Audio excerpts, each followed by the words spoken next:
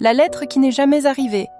Dans les ténèbres glacées de Robben Island, là où même le silence semblait enchaîné, Nelson Mandela possédait un seul refuge, une feuille de papier. Sa cellule n'était pas un lieu, mais une blessure vivante, une couverture rugueuse, une tasse cabossée, une table qui tremblait sous le poids des années. Et pourtant, il lui suffisait d'un papier et d'un crayon pour retrouver un fragment d'humanité. Cette feuille devenait son souffle, sa prière, son dernier rayon de soleil dans un monde qui voulait l'éteindre.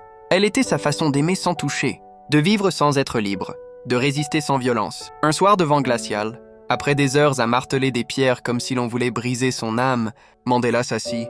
Ses mains tremblaient, de fatigue, de froid, peut-être de peine, mais son esprit, lui, restait debout. Il écrivit à ses enfants qui grandissaient loin de lui, loin de son regard, loin de sa voix. Ces mots n'étaient pas écrits avec de l'encre, mais avec sa chair, sa souffrance, son amour. Le courage n'est pas de ne pas avoir peur. Le courage, mes enfants, c'est d'avancer quand même lorsque chaque pas fait trembler. Si un jour votre cœur s'égare, souvenez-vous de ceci. Un homme ne se mesure pas à ses victoires, mais à sa capacité de se relever après ses défaites.